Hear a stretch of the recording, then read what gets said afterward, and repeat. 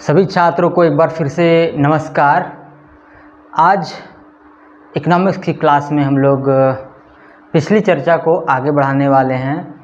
पिछले क्लास में हम लोगों ने अर्थव्यवस्था का जो क्लासिफिकेशन किया गया है, अर्थव्यवस्था के 3 प्रकार, पूंजीवादी, समाजवादी और मिश्रित, इन तीनों पे विस्तार पूर्वक चर्चा किया है। और अब मुझे नहीं लगता है कि इससे ज़्यादा आप लोगों को इसमें कोई भी चीज़ छूटा होगा। इतना ज़्यादा हो चुका है कि अब कोई भी चीज़ आपको समझने से परे नहीं होगा। सारा कुछ आपको समझ में आ गया होगा कि ये तीनों दर्शन किस प्रकार से इसका उद्भव हुआ, किन व्यक्तियों का इसमें योगदान रहा और कैसे किन परिस्थितियों में ये एक दर्शन के रूप में अस्तित्व में आया। अब बात करते हैं हम लोग कि क्या इसके अलावा अर्थव्यवस्था की कुछ अन्य क्लासिफिकेशन भी हैं क्या, वर्गीकरण की अर्थव्यवस्था को और भी कुछ ग्रुपों में बांटा जाता है क्या। जैसे कि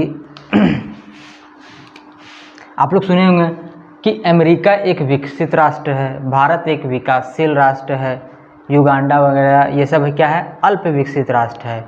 तो ये भी तो एक क्लासिफिकेशन है। ये क्लासिफिकेशन किस तौर पर किया गया है, इसका भी कोई तो आधार होगा। जैसे पूंजीवादी, समाजवादी और मिश्रित, इन तीनों का जो क्लासिफिकेशन किया गया है, इसके आधार पे हम लोगों ने विस्तार पूर्वक चर्चा किया। और अब हम लोग इस पे बात करते हैं, अर्थव्यवस्था। अब एक क्लासिफिकेशन ये भी है, इसका क्या आधार है ये देखते हैं हम लोग। एक होता है विकसित अर्थव्यवस्था, विकसित देश, कुछ भी कह सकते हैं।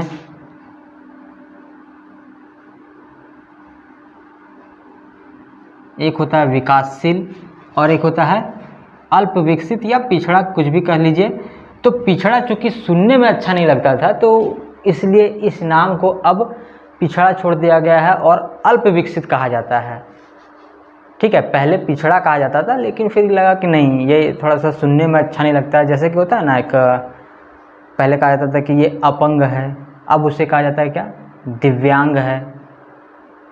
तो इस टाइप का है, नाम परिवर्तित कर दिया गया है। तो पिछड़ा ना बोल करके कहा जाता है अल्प विकसित।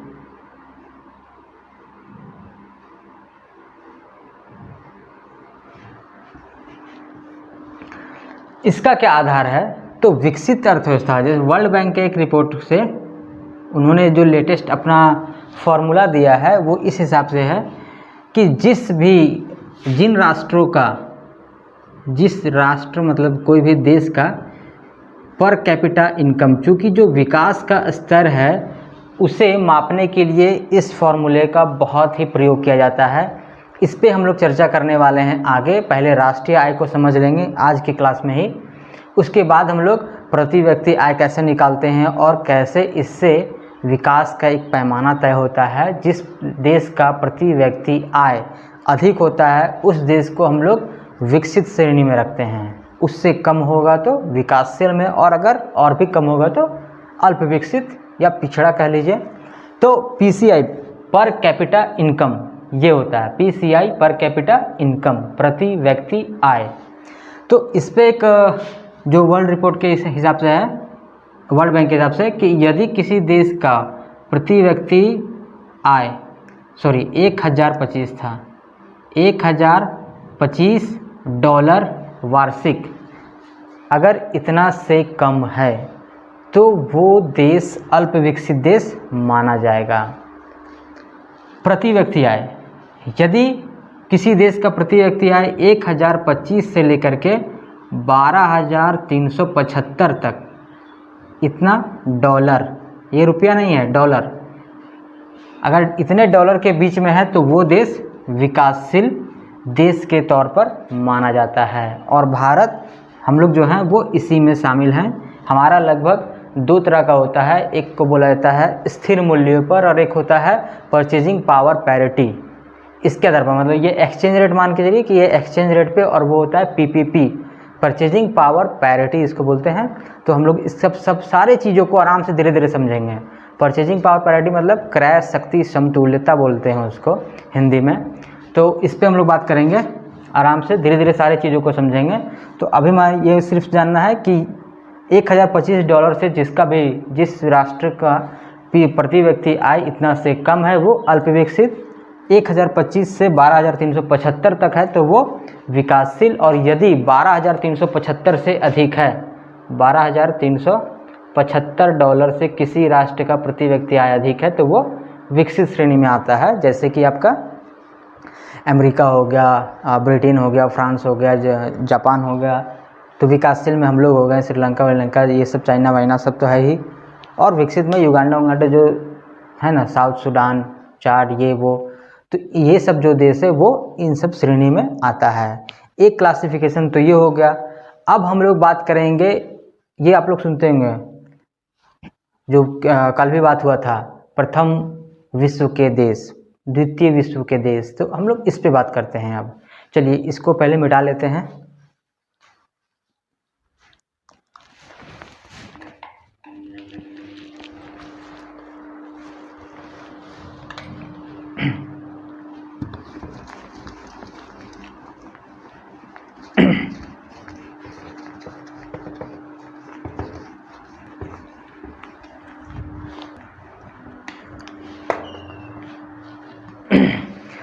तो चलिए अब हम लोग बात करते हैं आगे।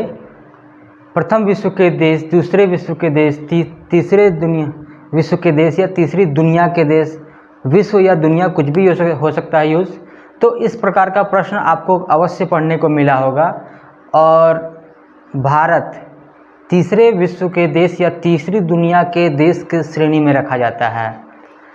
शुरुआत में जब आदमी पढ़ता है तो ये इस पर ज़रूर कन्फ्यूजन होता है कि तीसरे दुनिया तो सुने थे, विश्व तो एक ही है, दुनिया तो एक ही है, तीसरा दुनिया में भी हम लोग है। और कभी कभी ये भी फीलिंग आता होगा कि भाई हम लोग इतना पिछड़ा है, तीसरा दुनिया में रखा है हम लोग को, ऐसा क्यों भाई, इतना तो पिछड़ा हम लोग नहीं है। भारत तो चूँकि विश्व गुरु बनने वाला है, विश्व गुरु है, अब बावजूद हमको तीसरा दुनिया में रख दिया, इतना घोर बेइज्जती। अभी पूरा विश्व के जो निगाहें हैं वो भारत की ओर टिकी हुई है। तो अब है कि भाई हम लोग को तीसरी दुनिया में क्यों फेंक दिया, प्रथम में रखता। एक इतने बड़े हम लोग, दुनिया के सबसे बड़े लोकतंत्र हैं, और हमारा जो अर्थव्यवस्था का प्रकाश आकार है वो भी बहुत ही बृहत है, सारा विश्व यहाँ पे इन्वेस्टमेंट करना चाहता है। तो चूँकि हम लोग भाई केंद्र बिंदु बन चुके हैं विश्व के, तो भाई प्रथम विश्व में रखता, तीसरा दुनिया में क्यों फेंका। तो इसके पीछे का भी एक कारण है। ऐसा नहीं है कि भाई ये विकास के पैमाना के स्तर पर है कि जो बहुत ज़्यादा विकसित है वो प्रथम दुनिया, जो दूसरा है वो दूसरी दुनिया, जो और पिछड़ा है वो तीसरी दुनिया, और चौथी तो मतलब एकदम से बेकारे है। तो ऐसा वाला कोई भी बात यहाँ पे नहीं है। बात क्या है, पहली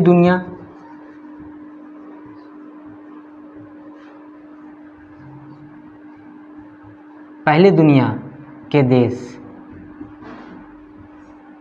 इसमें उन देशों को शामिल किया जाता है जो पूंजीवादी दर्शन का अनुसरण करते हैं। जो देश पूंजीवादी व्यवस्था को अपनाए हुए हैं उन देशों को पहली दुनिया के देश में रखा जाता है। इसी प्रकार से दूसरी दुनिया के देश, इसमें उन देशों को रखा जाता है जो पूंजीवाद के बाद किसका विकास हुआ था, समाजवाद का। तो समाजवादी व्यवस्था को जो अपनाए हुए है वो दूसरी दुनिया के देश। तीसरी दुनिया के देश में उन देशों को रखा जाता है जो मिश्रित अर्थव्यवस्था अपनाए हुए हैं। और चौथी, जिन्होंने अपने विकास के लिए अभी तक कोई भी, इन तीनों में से कोई भी दर्शन को नहीं चुना है, वो तय ही नहीं कर पाए हैं कि हमारे विकास का रास्ता कौन सा होगा, किस व्यवस्था के तौर पर किस व्यवस्था को अपना करके हम लोग अपने विकास को तीव्र गति से आगे बढ़ा सकते हैं, इसका निश्चय ही नहीं किया जा सका है अभी तक। वे मतलब बोल सकते हैं ना, डिलेमा में है, पशोपेश में है। तो वो देश चौथी दुनिया के देश में शामिल किया जाता है। तो ये वाला क्लासिफिकेशन ये है, ये याद रखिएगा कि भारत कौन सा है, मिश्रित अर्थव्यवस्था है, इसलिए वो देखिएगा ये तीसरी दुनिया, चूँकि विकास के क्रम में जो दर्शन हमारा जो विकास व्यवस्था का जो क्रम है उसमें हम लोग तीसरे नंबर पर हैं, इसीलिए तीसरी दुनिया के देश। ऐसा नहीं कि हम लोग बहुत पिछड़े हुए हैं जिस कारण से तीसरी दुनिया के देश में शामिल किया गया है। तो चलिए ये चीज़ें आपको समझ में आई होंगी। अब बात करते हैं हम लोग आगे। विकसित, विकासशील और अल्प विकसित देख लिए, पूंजीवादी, समाजवादी, मिश्रित अर्थव्यवस्था देख लिए, ये क्लासिफिकेशन अब देख लिए। इसके अलावा भी कोई क्लासिफिकेशन होता है तो हम लोग उसको देखते हैं। एक होता है इस टाइप का कि आपके अर्थव्यवस्था में, मतलब आपके अर्थव्यवस्था को किस प्रकार के अर्थव्यवस्था माना जाता है। जैसे नहीं बोलते हैं भारत, आपको अभी भी पढ़ते हैं हम लोग कि भारत क्या है, कृषि प्रधान देश है, कृषि प्रधान देश है। लेकिन ये जानकर के बड़ा आश्चर्य होगा कि आखिर ये तय कैसे होता है और ये हम लोग को कृषि प्रधान देश क्यों कहा जाता है।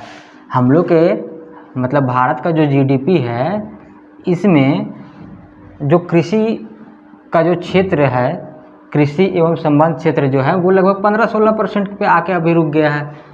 तो जो 15-16% ही है हमारे राष्ट्रीय आय में इसका योगदान कृषि का, उसके बावजूद भी हमें कृषि प्रधान देश क्यों कहा जाता है। तो चलिए इसको थोड़ा सा समझ लेते हैं कि अर्थव्यवस्था को भी 3 प्रकार में बांटा जाता है। ये कृषि प्रधान देश, एक होता है औद्योगिक प्रधान देश और एक होता है सेवा प्रधान देश।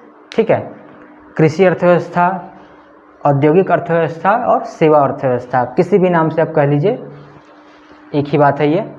तो चलिए इस पे हम लोग बात करते हैं। तो इसका एक बेसिक सा है, जैसे देख, कृषि प्रधान अर्थव्यवस्था, एक होता है उद्योग प्रधान या औद्योगिक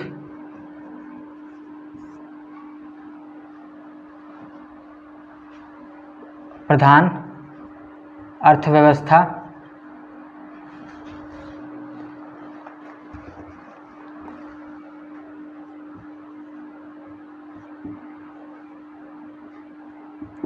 और एक होता है सेवा प्रधान अर्थव्यवस्था। अब इसमें क्या है कि यदि किसी भी देश के या किसी भी अर्थव्यवस्था के, कुछ भी कह लीजिए, तो किसी भी देश या अर्थव्यवस्था के आय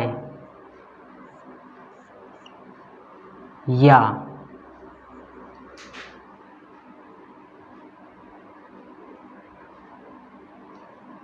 कार्यशील जनसंख्या का 50% या अधिक किसी भी क्षेत्र से प्राप्त होगा तो उस प्रकार के अर्थव्यवस्था को उस श्रेणी में डाल दिया जाएगा।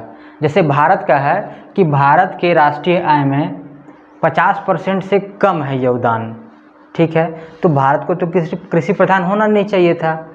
लेकिन यहाँ की जो जनसंख्या है, कार्यशील जनसंख्या, ये याद रखिएगा, एक होता है जनसंख्या, एक होता है कार्यशील जनसंख्या।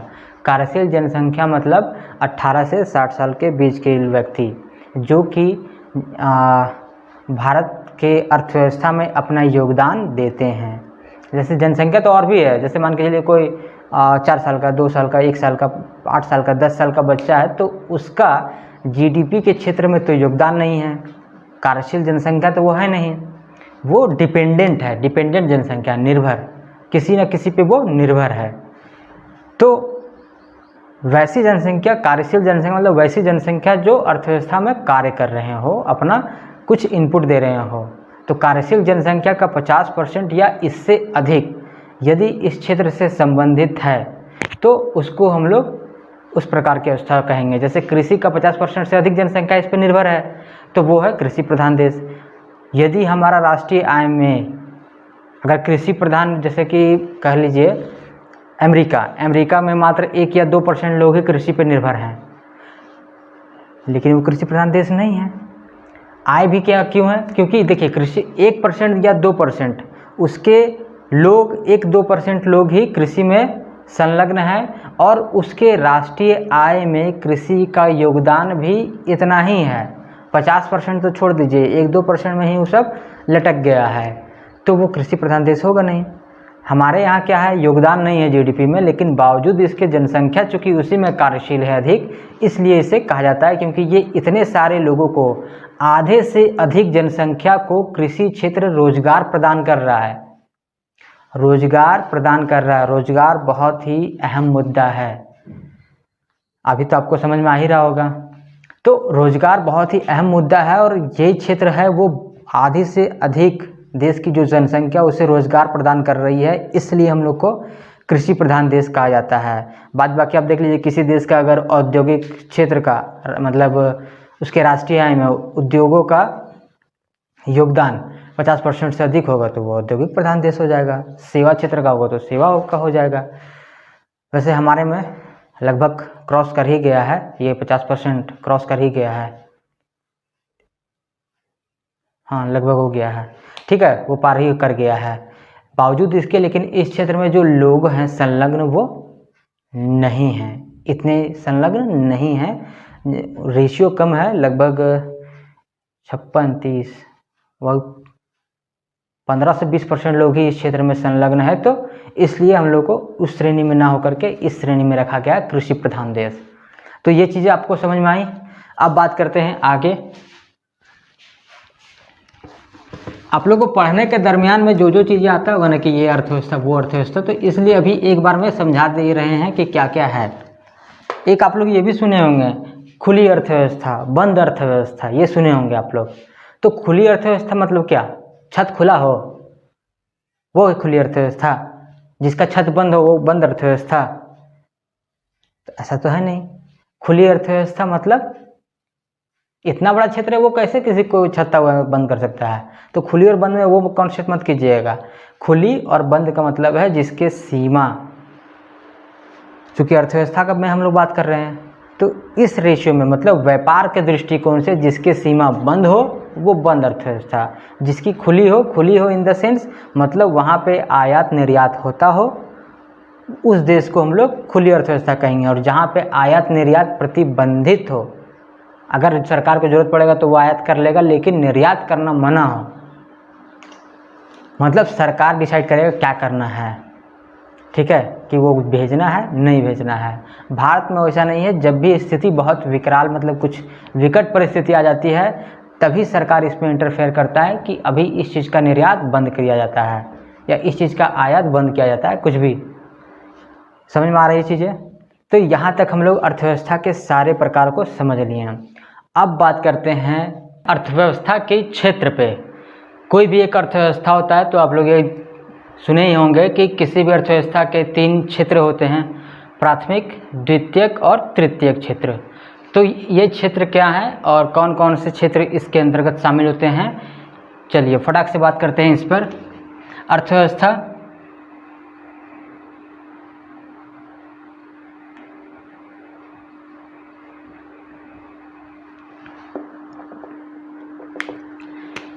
इसके क्षेत्र देखिए, 3 क्षेत्र, प्राथमिक, द्वितीयक और तृतीयक। प्राइमरी, सेकेंडरी और टर्शियरी। प्राथमिक, द्वितीयक और तृतीयक क्षेत्र, इसको देख लीजिएगा। प्राथमिक क्षेत्र, प्राथमिक मतलब क्या हो गया, प्राथमिक नहीं बोलते, ये प्राइमरी स्कूल है, प्राइमरी स्कूल, प्राथमिक स्कूल मतलब जो बेस है, जो बेस है। अर्थव्यवस्था का बेस क्या है हमारा, कृषि। क्योंकि आप देख लीजिएगा सारा चीज़, जितने भी आर्थिक गतिविधि हैं वो अंतिम रूप से आकर के टिक जाते हैं प्राथमिक क्षेत्र पर। या फिर हम लोग जो भी क्रियाविधि करते हैं वो किसके लिए करते हैं, प्राथमिक क्षेत्र के लिए। प्राथमिक क्षेत्र इन द सेंस क्या, भोजन। तो जितने भी कृषि कार्य हैं, कृषि और कृषि से संबंधित जो भी कार्य हैं वो प्राथमिक क्षेत्र, और प्राथमिक क्षेत्र का ही प्रयोग करके द्वितीयक और तृतीयक क्षेत्र अपना कार्य निर्वहन करते हैं या अपना कार्य संपादित करते हैं, कंप्लीट करते हैं, जो भी कह लीजिए। तो प्राथमिक क्षेत्र क्या है? तो कृषि और संबंधित क्षेत्र, कृषि और संबंधित, या है ना संबंध क्षेत्र, संबंधित क्षेत्र लिखे, संबंधित क्षेत्र मतलब प्राथमिक तौर पर जो आपका जो आ गया कृषि, कृषि के अलावा और भी जो है जैसे जो कृषि से संबंधित है, जैसे कि क्या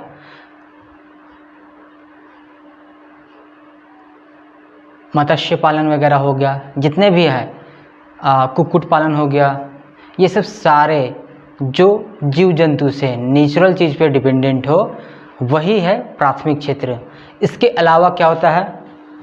कृषि और संबंध क्षेत्र के अलावा जैसे कुक्कुट पालन सब सारा कुछ तो है, इसी में आ गया कृषि और कृषि से संबंध क्षेत्र जितना भी हो गया, विटीकल्चर, ठीक है, फ्लोरिकल्चर, तो ये सब जितना भी प्रकार का कल्चर हो गया वो सब आ गए प्राथमिक क्षेत्र में।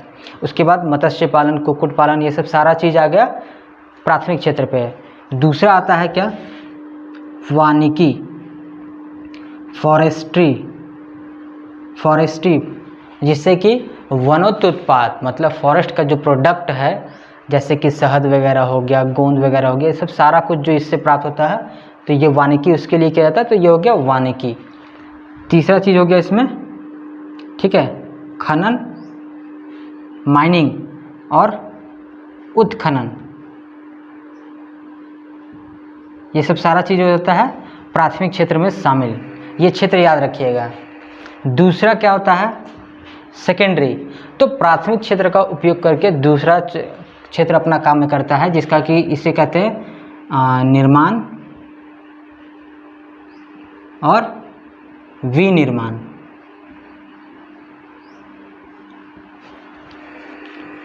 ये दोनों में देखिए कन्फ्यूजन हो जाएगा, निर्माण और विनिर्माण, ये दोनों में क्या मतलब हो गया? निर्माण का मतलब हो गया कंस्ट्रक्शन और विनिर्माण का मतलब मैन्युफैक्चरिंग। कोई भी जो आप जैसे कि आपका हो गया रियल एस्टेट क्षेत्र, किसी भी चीज़ का आप अगर निर्माण कर रहे हैं, स्कूल, रोड वगैरह, ये सब, हॉस्पिटल, कुछ भी, तो ये सब हो गया आपका निर्माण। और विनिर्माण क्या हो गया? मैन्युफैक्चरिंग, मतलब कि कोई प्रोडक्ट आप उत्पादित कर रहे हैं। जैसे आप ले लीजिए, मान लीजिए प्राथमिक क्षेत्र से लिए दूध, ठीक है, दूध से बना दिए आप पनीर, मैन्युफैक्चरिंग। आपका जो पैकेट आता है वो देखिएगा वहाँ पे लिखा रहता है मैन्युफैक्चरिंग डेट इतना, एक्सपायरी डेट इतना, वो सब क्या होता है? ये सब होता है मैन्युफैक्चरिंग। कोई भी मान लीजिए ये पेन बना है तो इसमें भी देखिएगा ये मार्कर में हो रहेगा मैन्युफैक्चरिंग डेट, ये सब क्या हो रहा है? मैन्युफैक्चर किया जा रहा है, तो ये सब होता है मैन्युफैक्चरिंग। जो भी उत्पादन कार्य है वो होता है सेकेंडरी सेक्टर में, द्वितीयक क्षेत्र में। इसके अलावा एक और भी है जल, विद्युत और गैस आपूर्ति, सप्लाई, ये सब का जो सप्लाई है उसको भी द्वितीयक क्षेत्र में शामिल किया जाता है, द्वितीयक, सेकेंडरी। और तृतीयक क्षेत्र में क्या है? तो इसे हम लोग सेवा क्षेत्र के नाम से भी जानते हैं, सेवा क्षेत्र। इसमें क्या होता है? सर्विस प्रोवाइड किया जाता है। जैसे कि मान के चलिए आपका जो टीचिंग है, पढ़ाना, ये क्या है? एक कोई तो हम लोग क्या कर रहे हैं? कृषि कार्य कर नहीं रहे हैं, कुछ उत्पादन कर नहीं रहे हैं, क्या कर रहे हैं हम लोग? सर्विस प्रोवाइड करवा रहे हैं, सर्विस, आपकी सेवा कर रहे हैं, तो ये तृतीयक क्षेत्र में शामिल किया जाता है। जैसे मान के चलिए बैंकिंग क्या है? वो भी सर्विस प्रोवाइड करा रहा है। इंश्योरेंस वाला वो क्या करवा रहा है? वो भी सर्विस। LIC वाला जो होता है वो हो गया। कोई भी, और मान लीजिए रेस्टोरेंट, तो जो भी इसका एग्जांपल में लिख लीजिए बैंकिंग, ठीक है, मान लीजिए फिर क्या है? रेस्टोरेंट, ठीक है, रेस्टोरेंट वगैरह जो हो गया। इसके अलावा मान के चलिए ट्रेन सर्विस, ये क्या है? एरोप्लेन, ये क्या है? ये सब सारा सर्विस है। तो परिवहन जो भी हो गया, ट्रांसपोर्टेशन वाला, ये सब क्या है? सर्विस क्षेत्र के अंतर्गत आता है। तो जो भी चीज़ में याद रखिएगा जिसमें कि कोई वस्तु का निर्माण नहीं किया जा रहा, वो सिर्फ सर्विस प्रोवाइड करा रहा है, तो वो है आपका तृतीयक क्षेत्र। किसी चीज़ का निर्माण हो जाएगा, वो हम लोग दिखेगा कि हाँ ये चीज़ बना, वो हो गया द्वितीयक क्षेत्र। इसमें कोई वस्तु दिखेगा नहीं, ये सिर्फ क्या है? सर्विस है। मान लीजिए डॉक्टरी वाला जो है, डॉक्टर जो हैं वो क्या करते हैं, वो किस क्षेत्र में काम कर रहे हैं, सर्विस क्षेत्र में। प्रोफेसर, टीचर जो भी हैं वो सब सारा सर्विस क्षेत्र में। तो ये सब सारा सर्विस क्षेत्र में। द्वितीयक क्षेत्र में हो गया निर्माण विनिर्माण। कुछ अगर हमें प्रोडक्ट बन के दिखाई दिया कि ये प्रोडक्शन हुआ तो वो है हमारा सेकेंडरी। और प्राइमरी हो गया प्राथमिक क्षेत्र, जो कि नेचुरल चीज़ों से डिपेंडेंट होगा। नेचुरल चीज़ कृषि या फिर खनन वगैरह जो हम लोग निकालेंगे, और एलिमेंट जो भी है वो निकालेंगे, फॉरेस्ट्री, मत्स्य पालन, कुक्कुट पालन जो भी है, कृषि और संबंध क्षेत्र, ये सब सारा चीज़ प्राथमिक क्षेत्र। तो ये तीनों क्षेत्र आपको समझ में आएंगे। ये प्रकृति से संबंधित। दूसरा है कि इसका उपयोग करके ये बनाया गया, ये हो गया द्वितीयक क्षेत्र। और ये हो गया सर्विस, कि ये सर्विस प्रोवाइड करवा रहा है, तो ये हो गया तृतीयक क्षेत्र। हमारे जीडीपी में अभी सबसे ज़्यादा योगदान है सेवा क्षेत्र का, इस पर भी बात होगा। चलिए, तो यहाँ तक आप लोगों ने देखा। अब इसके बाद हम लोग बात करते हैं जो इकोनॉमिक्स का जो मूल आधार है, जहाँ के लड़के फंस जाते हैं अधिकांश, वहाँ उस पर हम लोग बात करने वाले हैं, राष्ट्रीय आय। अभी राष्ट्रीय आय पे हम लोग चर्चा करेंगे कि राष्ट्रीय आय क्या है और कैसे इसका कैलकुलेशन होता है।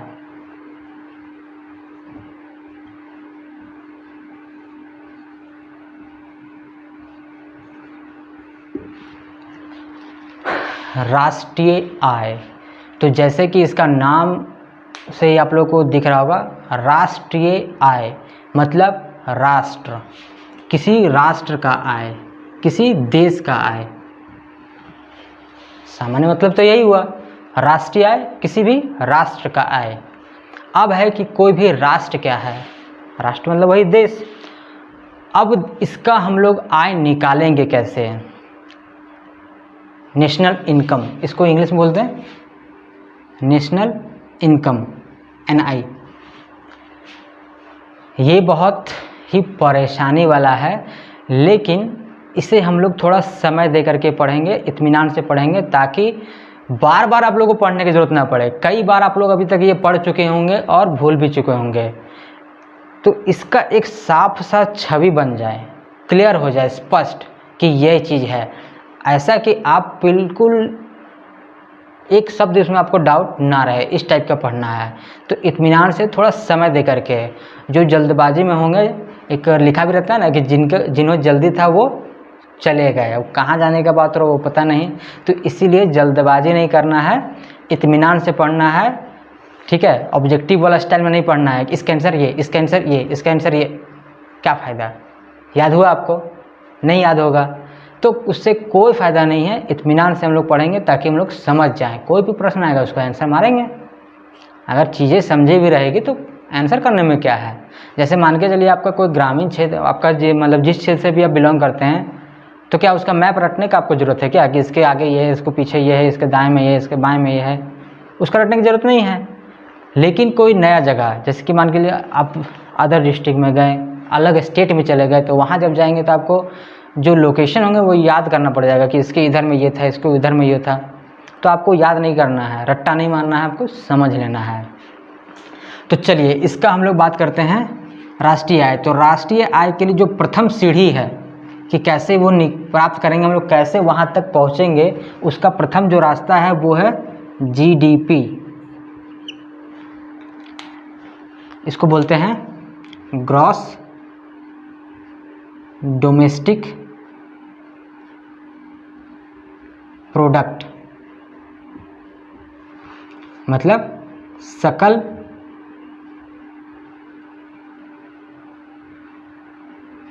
घरेलू उत्पाद। सकल मतलब क्या होता है, ग्रॉस मतलब होता है टोटल। अब ये है डोमेस्टिक, प्रोडक्ट का मतलब तो समझ ही रहे होंगे, कोई प्रोडक्ट, उत्पादन। अब है डोमेस्टिक, इसको सिर्फ समझना है। GDP बेस है राष्ट्रीय आय निकालने का, लेकिन ये दोनों अलग अलग चीज़ होता है। नेशनल राष्ट्रीय आय और GDP ये दोनों अलग अलग होता है। तो प्राथमिक स्तर है ये GDP। अब है GDP में हमें ये समझना है कि डोमेस्टिक मतलब घरेलू। घरेलू क्या हुआ, किसका घर, मेरा घर, आपका घर या किसी और का घर, ये किसका घर का बात कर रहा है। तो जब किसी राष्ट्र के संदर्भ में बात होता है तो एक राष्ट्र का घरेलू क्षेत्र क्या हो गया? किसी एक व्यक्ति का घर, किसी एक राज्य का घर, या पूरे देश का घर? पूरे देश के जितने भी घर हैं सभी घर। तो सिर्फ घर का बात करना इन द सेंस क्या, वो बाउंड्री। आपका कोई घर है तो हमने बोलते हैं कि इतना दूर मेरा घर है, तो अगर मेरा घर है तो सिर्फ जो रूम में हम रह रहे हैं वही रूम वहीं पे, या फिर इसके अलावा और भी पूरा जो बरामदा वगैरह रहेगा वो भी, या फिर पूरा जो आपका बागान का एरिया है बाउंड्री, कि इतना क्षेत्र में आपका घर है, हालांकि उसमें घर नहीं बना हुआ, वहाँ आप सब्जी उपजा रहे हैं, फूल उपजा रहे हैं, कुछ भी वो सब कार्य कर रहे हैं, लेकिन फिर भी वो क्या, जहाँ तक आपका बाउंड्री है वो आपका घरेलू क्षेत्र हो गया। तो उसी प्रकार से एक राष्ट्र का घरेलू क्षेत्र क्या हो गया? जैसे कि संदर्भ अलग अलग होता है। जब दो व्यक्ति बात करते हैं कि मेरा घर और तेरा घर, तो उसके संदर्भ में बात होता है कि उनका अपना जो व्यक्तिगत घर है उसके संदर्भ में। जब दो अलग अलग जिलों के व्यक्ति मिलते हैं तो उनका घर का परिप्रेक्ष्य बदल जाता है। जो जिस जिले का व्यक्ति होता है वो पूरा जिला उसका घर माना जाता है। पूरा जिला तो उसका घर नहीं है, लेकिन फिर भी जब दो अलग अलग जिला के व्यक्ति मिलेंगे, अलग अलग जिले के व्यक्ति मिलेंगे, तो वे जिले, एक व्यक्ति रांची का है तो रांची उसका घर, पूरा जिला माना जाता है कि नहीं उसका घर है। रांची में कुछ अगर होगा अच्छा तो अरे वाह तुम्हारे घर में अच्छा हुआ, खराब हो गया तो अरे कैसा तुम लोग आदमी है जी, ऐसा ऐसा घटना करता है। उसी प्रकार से मान लीजिए कोई धनबाद का है, कोई बोकारो का है, तो वो अलग अलग जिला के जब व्यक्ति मिलेंगे तो वो सभी का जो जिला है वो उसका घर हो गया। वहाँ अच्छा होगा तो उसका क्रेडिट उसको जाएगा, बुरा होगा तो गाली भी वही सुनेगा कि अरे तुम लोग तो लिच्चड़ आदमी है यार, पूरा ऐसा घटिया घटिया काम करता है। तो इस टाइप का होता है। यही परिप्रेक्ष्य बदल जाएगा कब? जब जो अलग अलग राज्य के व्यक्ति मिलेंगे, होता है ना। जैसे कि देखिएगा जब इंडिया में ही है, दो अलग अलग राज्य के व्यक्ति मिले, एक मान लीजिए राजस्थान का व्यक्ति है, एक झारखंड का है, तो अपना अपना दोनों बोले मेरा राज्य में ये है, मेरा राज्य में ये है, मेरा राज्य इतना अच्छा है, मेरा राज्य उतना अच्छा है। तो अगला बोलेगा अरे तेरा राज्य में तो ऐसा ऐसा है, इतना इतना खराब खराब काम होता है। वो बोलेगा तो तेरा राज्य कौन सा बढ़िया हो गया। इस टाइप का होते रहता है। तो जब दो अलग अलग राज्य के व्यक्ति मिलेंगे तो उनका घर मतलब पूरा राज्य उनका घर माना जाता है कि वो उसका घर है, मतलब उसका क्षेत्र है। अब यही परिप्रेक्ष्य बदल जाता है, चूंकि राष्ट्रीय आय की बात कर रहे हैं तो ये हो गया अंतर्राष्ट्रीय कॉन्सेप्ट। अंतर्राष्ट्रीय कॉन्सेप्ट हो गया मतलब क्या, एक पूरा देश को माना जाता है कि हाँ भाई ये एक देश है, एक व्यक्ति है। जैसे कि मान के चलिए एक इंडिया का व्यक्ति मिला, एक पाकिस्तान का व्यक्ति मिला,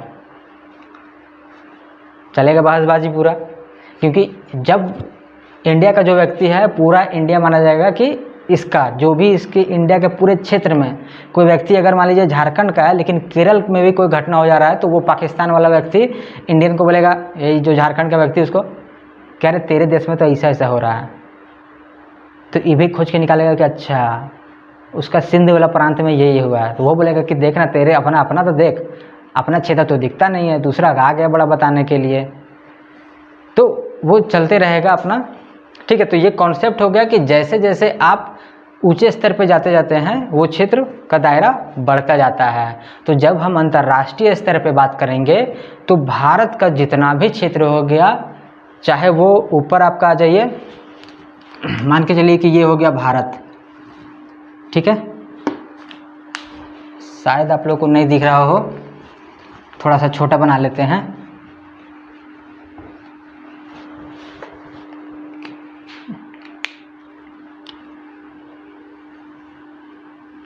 ये हो गया आपका।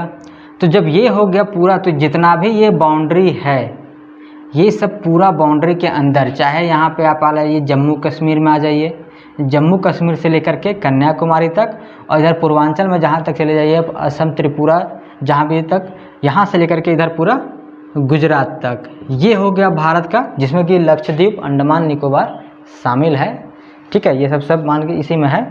तो ये जितना भी क्षेत्र हो गया ये हो गया इसका घरेलू क्षेत्र, मतलब इसका नहीं बोलते हैं ये आंतरिक क्षेत्र। इसके अलावा भी एक याद रखिएगा आप लोग, जितना भी बाउंड्री है भारत का, जितना भी आप लोग मैप देखते हो कि इस प्रकार का है, तो इसके बाद 12 नॉटिकल माइल जो समुद्र है वो भी भारत का आंतरिक क्षेत्र है, वो भी घरेलू क्षेत्र में शामिल होता है। ये चीज़ याद रखिएगा। तो घरेलू क्षेत्र आप लोग को समझ में आ रहा हो कि ये क्या है। तो जितना भी एरिया है और एरिया के बाहर भी 12 नॉटिकल माइल जो समुद्र का एरिया है वो भी भारत का घरेलू क्षेत्र है। इसके अलावा और क्या घरेलू क्षेत्र है, तो आप लोग ये जानते होंगे कि कोई भी जो जहाज़ होता है वो जिस देश का जहाज़ है वो उस देश का क्षेत्र माना जाता है, चाहे वो अमेरिका में क्यों ना खड़ा हो। मान लीजिए हमारा एक जहाज़ है, पानी जहाज़ है, हवाई जहाज़ है या युद्धपोतक है, कुछ भी है, वो जिस भी देश में जाए कोई मतलब नहीं है, कोई मतलब नहीं है। वो जिस भी देश में जा रहा है वो उसका क्षेत्र है। एक मान लीजिए हमारा पानी जहाज़ है, जाके खड़ा है ब्रिटेन में, अमेरिका में, तो भले वो देश है अमेरिका का, वो पोर्ट है अमेरिका का, लेकिन वो जो जहाज़ है वो है इंडिया। पोर्ट से आप जैसे ही नीचे उतरिएगा आप प्रवेश कर गए ब्रिटेन में, लेकिन जब तक आप जहाज़ में हैं आप इंडिया में हैं, हालांकि वो जहाज़ खड़ा है वहाँ पर, कोई फ़र्क नहीं पड़ता है। इसी प्रकार का अबर हुआ था किस साल हो गया, बराक ओबामा का जो लास्ट समय जो था 2-4 महीने का, उस समय में चाइना में एक कॉन्फ्रेंस आयोजित हुआ था। तो अमेरिकी पत्रकार आ गए उनके साथ, चूँकि भाई उनके देश के राष्ट्रपति आ रहे हैं तो वो तो आएंगे ही आएंगे, वो आ गए। अब क्या हुआ, चाइना वाला उतरना ही नहीं दे रहा है उन लोग को। ये लोग बोला कि काहे नहीं उतरेंगे भाई, तो इन लोग क्या किए, लोग दिमाग लगाया कि लोग उतर करके जहाज़ के नीचे में खड़ा हो गया कि भाई जैसे उतरेंगे राष्ट्रपति हम लोग फ़ोटो खींचेंगे। तो चाइना वाला वहाँ जो पुलिस था वो लोग बोला कि नहीं, आप यहाँ खड़ा नहीं रह सकते हैं। वो बोला क्यों नहीं रह सकते हैं, बोला आप चाइना में हैं। बोले चाइना में कैसे हैं, ये देखो ये जहाज़ है अमेरिका का और ये अमेरिका है, तो इसके नीचे ये जहाज़ यहाँ खड़ा है, तो इसके नीचे ना हम लोग खड़ा हैं, तो हम लोग कहाँ खड़ा हैं, हम लोग अमेरिका में ना खड़ा हैं। वो बोला नहीं, आप अमेरिका में नहीं हैं, आप चाइना में हैं। आप अमेरिका में तब हैं जब आप जहाज़ के अंदर हैं, जैसे ही जहाज़ से आप बाहर आए आप आ गए चाइना में, और हमें आपको मतलब हम ना आप लोग को परमिशन नहीं दिए हैं, इसलिए अभी आप लोग को आने का कोई अधिकार नहीं है। बड़ा ही अजीबोगरीब था कि आप फ़ोटो खींचने हमें कोई आपत्ति नहीं, लेकिन आप जहाज़ के अंदर से खींचिए। जहाज़ से आप जैसे ही बाहर निकलिएगा आप चाइना में आ गए, और चाइना में आपका अलाउ नहीं है।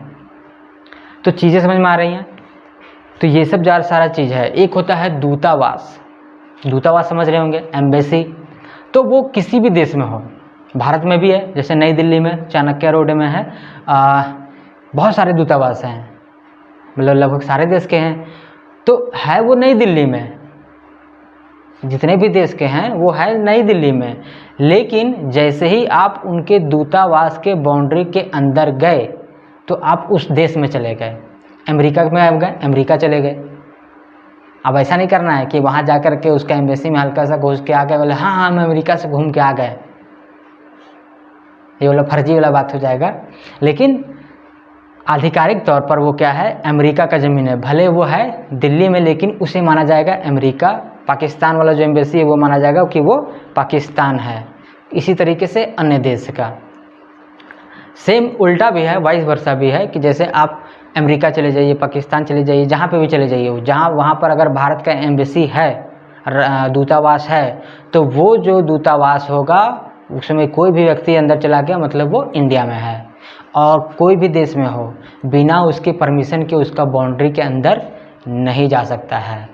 वो माना जाएगा कि उसने सीमा का उल्लंघन किया है। बिना परमिशन के आप अमेरिका पे चढ़ गए, पाकिस्तान पे चढ़ गए, ब्रिटेन पे चढ़ गए, फ्रांस पे चढ़ गए, तो बिना आप परमिशन के उसके बाउंड्री के अंदर नहीं जा सकते हैं। वो अमेरिका है, वो कोई भी जिस देश का है उस देश, जिस देश का भी एम्बेसी है वो उस देश का है। तो क्या आप ये समझ रहे हैं। तो घरेलू क्षेत्र मुझे लगता है आप लोग को समझ में आया होगा कि ये तो अब समझ में क्लियर कि कोई भी पूरा देश का जितना भी क्षेत्र है, बाउंड्री जो है हमारा, वो प्लस में 12 नॉटिकल माइल, प्लस में सब पूरे विश्व में भारत का जो एम्बेसी है वो वाला क्षेत्र, भारत के जितने पोत हैं वो जहाँ जहाँ रहेंगे वो क्षेत्र, वो सभी क्षेत्र भारत के घरेलू क्षेत्र में शामिल होंगे। घरेलू क्षेत्र, ठीक है। वो सब सारा क्या होगा, भारत का घरेलू क्षेत्र। अब है कि घरेलू, अब है सकल घरेलू उत्पाद। सकल का मतलब होता है टोटल, अब घरेलू का मतलब समझ गए आप, घरेलू सीमा, और उत्पाद। अब है प्रोडक्शन, प्रोडक्शन पे बात करते हैं हम लोग। तो यहाँ पे क्या हो गया, ये हमारा घरेलू क्षेत्र है। अब इस सीमा में कोई भी देश है, किसी भी देश का जो बाउंड्री है, बाउंड्री क्या मतलब, किसी भी देश में आर्थिक गतिविधि तो होगा ही होगा, क्योंकि यही जीवन का आधार है, इसके बिना तो जीवन चलेगा ही नहीं। तो जो भी बाउंड्री है, इसके अंदर जो भी यूनिट लगे हुए हैं, जैसे कि मान के चलिए ये क्या है, ये बिजली उत्पादन करता है, एक ये यूनिट है। कोई भी एक कंपनी मान के चलिए ये बैंकिंग का काम करता है। ये भी देखिएगा बड़ा मज़ेदार, अभी आराम से समझना है, एक बार में समझना है, ये याद रखिएगा। ये हो गया बैंकिंग का काम करता है, ये कोई है जो कार बनाता है, ये कोई यूनिट है जो बाइक बनाता है, ये कोई यूनिट है जो कपड़ा बनाता है, ये कोई यूनिट है जो घड़ी बनाता है, कोई यूनिट है जो इंश्योरेंस का काम करता है, इंश्योरेंस का काम करता है, ये कोई यूनिट है जो स्कूल वगैरह चलाता है, ये कॉलेज वगैरह चलाता है, कुछ भी इसी टाइप का। ये है जो कुछ रक्षा सामग्री बनाता है, न्यूक्लियर वेपन बनाता है। इसी तरह का यूनिट, जैसे कोई यूनिट है जो रेस्टोरेंट चलाता है, ये कोई होटल चला रहा है, ठीक है, ढाबा, इस टाइप का। तो इसी टाइप के बहुत सारा है यूनिट जो अलग अलग अपना अपना काम कर रहा है। कुछ लोग दुकानदार है, कुछ व्यापारी है जो सिर्फ वस्तुओं का इधर उधर से लेन देन करता है, कुछ परिवहन वाले सेक्टर में लगे हुए हैं कि वस्तुओं का आवागमन कराता है, ट्रांसपोर्टेशन में लगा हुआ है, कुछ लोग कुरियर में लगे हुए हैं कि कुरियर सर्विस में। तो इसी तरह बहुत सारा यूनिट है और अलग अलग अपना सारा कोई काम कर रहा है। जितने भी आर्थिक गतिविधि हो सकते हैं वो सारा वो इसमें हमारे देश में ये चल रहा है। अब है, आराम से समझिएगा, सारा यूनिट जो देश के अंदर स्थापित है, कोई भी चला रहा हो, जैसे कि एक है ना बैंकिंग में ही मान के चलिए SBI हमारा है, ठीक है, लेकिन कोई विदेशी बैंक भी तो है, जैसे यस बैंक, कोई भी बैंकिंग वगैरह, जैसे मान के चलिए अमेरिका का कोई बैंक है, अमेरिकन बैंक भी है, वो भी चला रहा है इंडिया में, या सिंगापुर का कोई बैंक है, कोई भी अन्य देश का कोई बैंक है, तो वो सब सारा बैंकिंग यहाँ पे चल रहा है। यस बैंक वगैरह शायद बाहर कहीं तो है, तो जो भी है, मान लीजिए कोई बाहरी बैंकिंग वाला जो सेक्टर है वो भी यहाँ पे काम कर रहा है। तो इतना सारा लोग काम कर रहे हैं। जैसे इंश्योरेंस में भी देखिएगा, इंश्योरेंस में वो यहाँ पे आप लोग नहीं दिख रहा है, यहाँ मान लीजिए ये इंश्योरेंस वाला सेक्टर था, तो इंश्योरेंस में भी देखिएगा LIC है, ये इंडिया का है, मैक्स बुपा है, मैक्स ये विदेशी कंपनी है, मैक्स बुपा ये विदेशी कंपनी है। तो ये भी अपना काम कर रहा है, सारे लोग काम कर रहे हैं। लेकिन ये क्या है, मान लीजिए इस क्षेत्र के अंतर्गत काम कर रहे हैं, हमारे सीमा रेखा के अंदर जितना भी प्रोडक्शन हो रहा है, चाहे वो कोई भी कर रहा है, ठीक है, वो सभी भारत के सकल घरेलू उत्पाद जितना भी इन सभी यूनिट का प्रोडक्शन हुआ एक वर्ष के अंदर, एक वर्ष, ठीक है, लेखा वर्ष लिखता है, अकाउंटिंग ईयर्स, लेखा वर्ष मतलब कि जिसमें से आधिकारिक तौर पर सरकार क्या करता है कि गणना करता है, आधिकारिक तौर पर उसका जो वर्ष स्टार्ट होता है, जैसे पहले होता है ना 1 अप्रैल से 31 मार्च तक, ठीक है, अभी चेंज हो रहा है 1 जनवरी से 31 दिसंबर तक। तो ये जो लेखा वर्ष है, अकाउंटिंग ईयर, इस समय काल में, एक साल में इन जितना भी यूनिट है, जितना भी तरह के व्यक्ति हैं, चाहे वो कोई कंपनी हो, चाहे कोई व्यक्ति हो, लेबर हो, दुकानदार हो, हम और आप हो, कोई भी हो, एक वर्ष में जितना का भी हम लोग प्रोडक्शन कर रहे हैं, कुछ लोग कृषि कार्य में भी लगे हुए हैं, तो उनका भी प्रोडक्शन जितना भी वो एक साल में प्रोडक्शन किए, उन सभी मूल्यों को हम लोग क्या करेंगे, जोड़ देंगे, और जोड़ करके जो आंकड़ा प्राप्त होगा वो होगा हमारा GDP। तो इसका परिभाषा होता है वही कि एक लेखा वर्ष एक किसी देश के घरेलू सीमा रेखा के अंदर उत्पादित अंतिम वस्तुओं एवं सेवाओं का मूल्य का योग है हमारा सकल घरेलू उत्पाद। चीज़ समझ में आई? एक लेखा वर्ष अकाउंटिंग ईयर में एक किसी देश के सीमा रेखा के भीतर अंदर में, किसी देश के सीमा रेखा के अंदर उत्पादन की गई समस्त अंतिम, अंतिम मतलब फाइनल गुड्स, अभी इस पर हम लोग बात करेंगे आगे चल करके, इस पर ये भी आएगा। अंतिम गुड्स क्या होता है? जैसे वस्तु भी होता है ना, अलग अलग तरह का वस्तु और सेवा, फाइनल गुड्स होता है, इंटरमीडिएट गुड्स होता है, मतलब इंटरमीडिएटरी गुड्स होता है, इसको बोलते हैं मध्यवर्ती वस्तुएं। तो मध्यवर्ती वस्तुएं क्या होती हैं? अंतिम वस्तुएं क्या होती है? इस पर बात चलेंगे। अंतिम मतलब फाइनल गुड्स होता है, मतलब जिसको कि हम लोग यूज़ करेंगे, डायरेक्ट उपभोग, ठीक है, कंजप्शन में उसको हम लोग ले आएंगे, वो हो जाएगा फाइनल गुड्स। तो हम लोग चलिए इस पर आगे चल के चर्चा होगा। तो अभी से है कि समस्त एक लेखा वर्ष में एक सीमा रेखा के अंदर, किसी देश के सीमा रेखा के अंदर या भीतर, जो भी कर लीजिए, समस्त व्यक्तियों के द्वारा या फर्मों के द्वारा उत्पादन की गई अंतिम वस्तुओं एवं सेवाओं का मूल्य, उसे कहते हैं हम लोग सकल घरेलू उत्पाद। क्या चीज़ें समझ में आई? एक बार और रिवीजन करते हैं, क्योंकि ये चीज़ जल्दी से समझ में आता नहीं है लोगों को। तो उम्मीद है आप लोगों को समझ में आ गया होगा, क्योंकि बहुत ही समय दे करके सरलता से बताया जा रहा है। तो आप इसे देखिएगा। सकल घरेलू उत्पाद, कुल, सकल मतलब टोटल, कुल घरेलू उत्पाद, घरेलू क्या मतलब कोई भी देश का अपना बाउंड्री। अब है इस देश के अंदर, भारत के अंदर बहुत सारे यूनिट्स भी लगे हुए हैं, बहुत सारे लोग हैं जो अपने स्तर पे काम कर रहे हैं।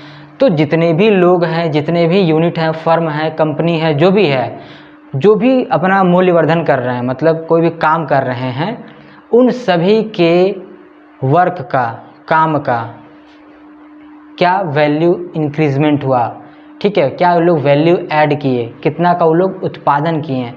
तो एक वर्ष के समय अवधि में सभी देश के सभी यूनिट, मतलब फर्मों के द्वारा, कंपनियों के द्वारा, व्यक्तियों के द्वारा जितना भी प्रोडक्शन किया गया, उन सभी वस्तुओं और सेवाओं के मूल्य के योग को सकल घरेलू उत्पाद कहा जाता है। क्या मैं समझा पाया? उम्मीद है आप लोग को समझ में आ गया होगा। अब है बात, हम लोग आगे करते हैं। ये होता है जीडीपी। अब होता है एक जीएनपी, ग्रॉस नेशनल प्रोडक्ट।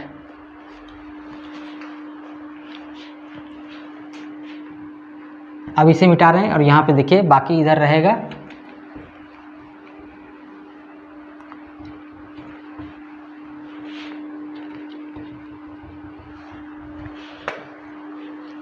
अब एक कॉन्सेप्ट होता है जीएनपी, ग्रॉस नेशनल प्रोडक्ट।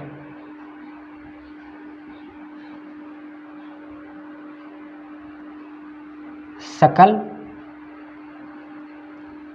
राष्ट्रीय उत्पाद। अब यहाँ पे क्या आएगा देखिएगा, वहाँ पे क्या था, यहाँ पे था डोमेस्टिक घरेलू उत्पाद।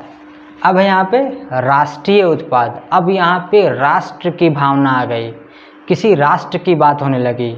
राष्ट्र मतलब समझ रहे हैं, कोई भी देश का। अब जहाँ पे राष्ट्र की बात आ गई, वहाँ पे राष्ट्रीयता की भी तो बात आएगी। राष्ट्रीयता का पहचान किससे होता है? तो आपकी नागरिकता से, कि आप किस देश के नागरिक हैं। आपकी राष्ट्रीयता तो वही है, जैसे हम लोग भारत के नागरिक है तो भारतीय, कोई ब्रिटेन का होगा तो ब्रिटानी, अमेरिका का होगा तो अमेरिकी, रशिया का होगा तो रशियन। समझ रहे हैं? तो अब हमारी पहचान मतलब राष्ट्रीयता क्या है? तो हमारा जहाँ का नागरिकता है, हमारी राष्ट्रीयता वही है। तो अब यहाँ पे राष्ट्रीय पहचान की आवश्यकता हो गई। अब यहाँ पे नागरिक की बात आ गई। तो राष्ट्रीय निकालने के लिए हम लोग फोकस करते हैं नागरिक पे।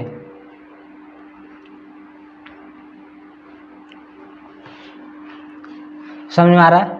नागरिक पे फोकस करते हैं।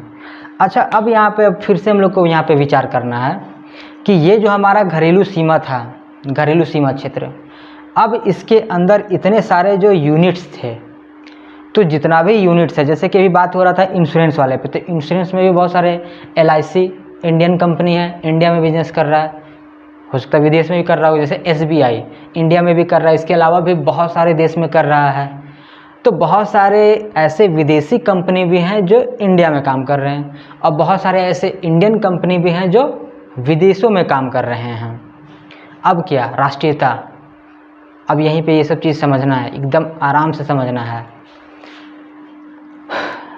बैंकिंग का, जैसे इंश्योरेंस वाले पे बात किए थे, LIC यहाँ कर रहा है। मैक्स बुपा ब्रिटेन का ही है, ब्रिटेन का है, लेकिन वो इंडिया में भी काम कर रहा है। एक होता है टाटा AIG ग्रुप भी है, टाटा और AIG अमेरिकन इंश्योरेंस ग्रुप, इसका भी ये कोलैबोरेशन है। तो ये दोनों भी मिल करके यहाँ पे काम कर रहे हैं। तो बहुत सारी ऐसी कंपनियाँ हैं। तब अब बात करते हैं राष्ट्रीयता की।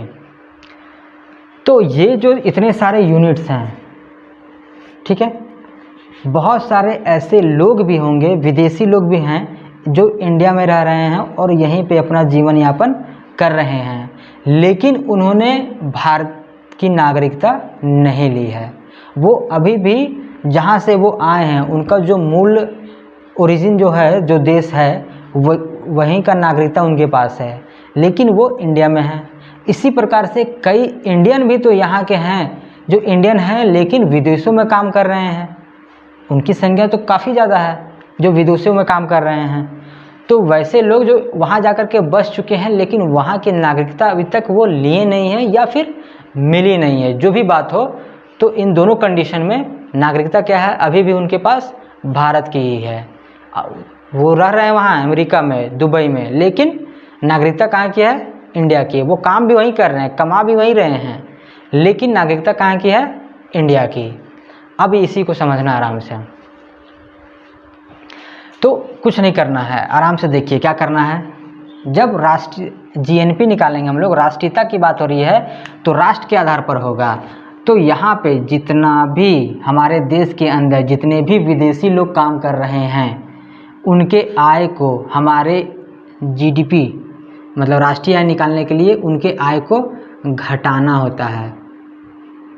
जितने भी विदेशी हैं, विदेशियों की आय, थोड़ा सा बड़ा लिख देते हैं। तो हमारे देश में रह करके जितने भी विदेशी हैं, विदेशियों की आय जो इंडिया में रह करके कमा रहे हैं, ये नहीं कि भाई ब्रिटेन में है वो विदेशी, उसका इन्हें घटाना है। वैसे विदेशी जो इंडिया में रह करके काम कर रहे हैं, उनकी नागरिकता अभी भी उन्हीं मतलब अपने मूल देश की ही है।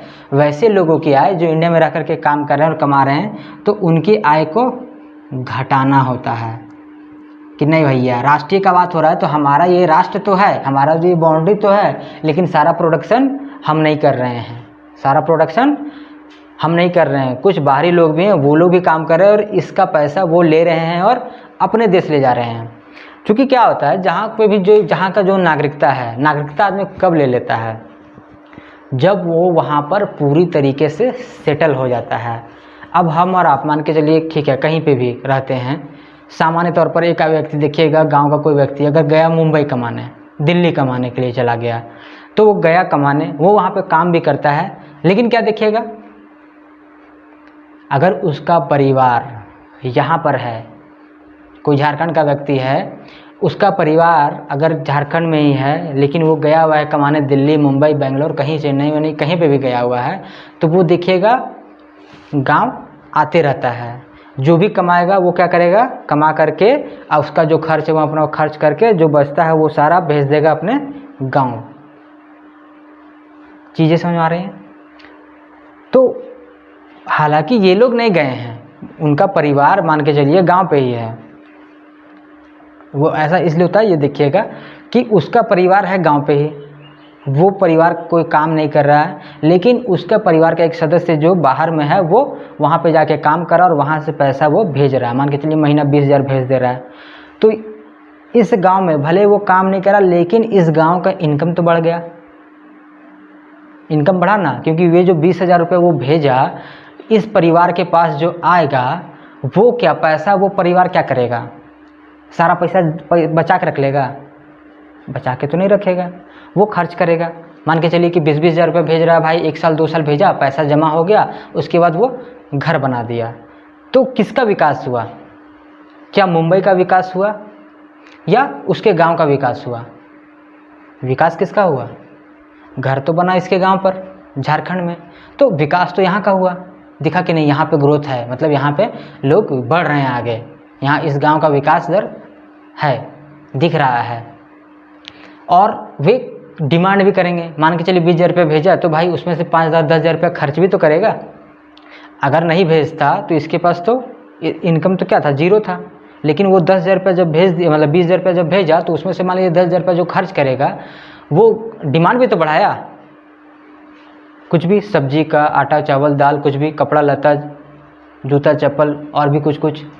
तो इन सभी चीज़ों का वो जब वो डिमांड बढ़ा रहा है, तो ओवरऑल क्या कर रहा है, यहाँ के ग्रोथ पे वो सहयोग दे रहा है कि वहाँ से जब पैसा भेजा गया, यहाँ के लोग जो उसके जो यहाँ पे लोग हैं वो क्या कर रहे हैं, डिमांड कर रहे हैं। अब डिमांड कर रहे हैं तो चूँकि यहाँ पे मान के चलिए हमारे बाज़ार में डिमांड आया, दुकान है, अगर मान के चलिए 100 परिवार है, सभी परिवार के सदस्य, या फिर मान लीजिए 80 परिवार के सदस्य बाहर रहते हैं और उनके परिवार यहाँ पे कोई काम नहीं करते हैं, 20 परिवार के जो सदस्य हैं सारे लोग यहीं रहते हैं, यहीं काम आते हैं और यहीं पे खर्च करते हैं। तो मान के चलिए जो दुकान होगा, क्या वो उतना डेवलप होगा? अगर बाहर में गया लोग पैसा ना भेजे तो वो 80 फैमिली तो डिमांड ही नहीं करेगा। तो क्या वो आसपास का जो दुकान है या फिर उसके बगल में जो फर्म स्थापित हो रहा है, तो वहाँ पे जो मांग ही नहीं रहेगा, तो क्या उनका विकास हो पाएगा? वो प्रेरित हो पाएंगे आगे बढ़ाने के लिए कि दुकान को और बड़ा किया जाए, फर्म को और बड़ा किया जाए, प्रोडक्शन बढ़ाया जाए? प्रेरित नहीं हो पाएंगे।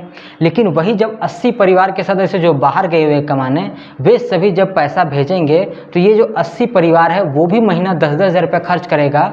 तो सोचिए उस जो आसपास का जो दुकान है, 2-4-5 दुकान है, उसमें कितना डिमांड होगा। अब इतना डिमांड होगा, मान लीजिए 80 परिवार और 10,000 रुपये, तो कितना हो गया, 80 × 10,000, कैलकुलेशन कर लीजिए। 10,000 × 80, 80,000, 8 लाख। सोचिए, तो उस दुकान का आसपास का जो दुकान है उसका अगर बिक्री बढ़ेगा तो वो दुकान बढ़ाएगा ही बढ़ाएगा, बड़ा करेगा, जो फर्म होंगे वो बड़ा करेगा। ये एक छोटा सा एग्जांपल है गांव का। उसी प्रकार से मान लीजिए देश का। तो इसीलिए ना NRI जो होते हैं उनको सरकार भी तवज्जो देती है।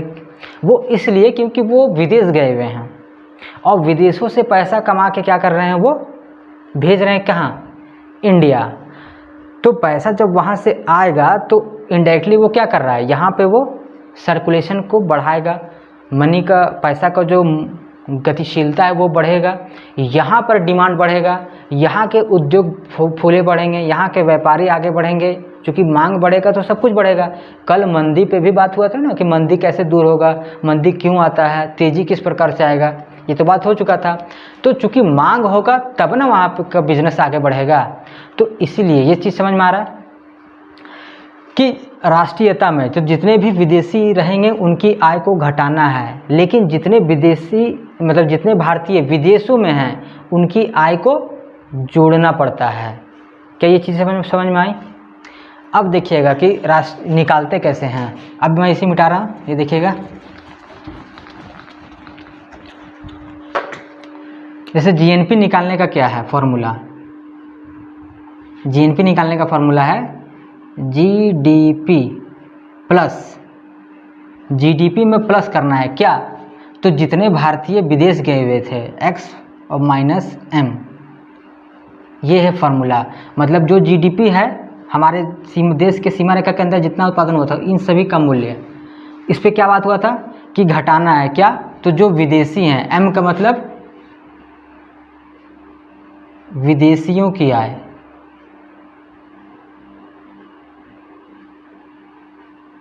और X का मतलब एक्सपोर्ट। एक्सपोर्ट का मतलब क्या होता है, बेचना। बेचते हैं तो क्या करते हैं हम लोग, कोई वस्तु को बेचे तो हम लोग को पैसा मिला, वस्तु या सेवा को बेचे तो हम लोग को पैसा मिलता है ना, तो यही है एक्सपोर्ट। जैसे यहाँ के व्यक्ति विदेश गए तो हम लोग क्या किए, उसको एक्सपोर्ट किए, क्या, उस व्यक्ति को नहीं, उनकी सेवा को। वो जो व्यक्ति वहाँ जा कर के जो भी काम कर रहा है, सेवा प्रोवाइड कर रहा है, तो उसकी सेवा को बेचे तो उसके बदले क्या कर रहा है, वो व्यक्ति हमें देश में पैसा भेज रहा है। एक्सपोर्ट मतलब लिखिए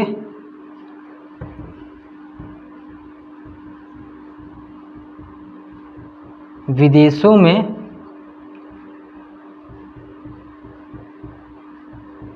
रहने वाले भारतीयों की आय, इसको जोड़ना है।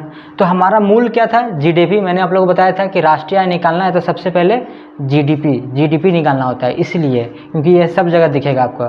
तो जीडीपी में क्या करना है, सबसे पहले विदेशों में रहने वाले भारतीयों की आय, उनको भी शामिल कर लेना है।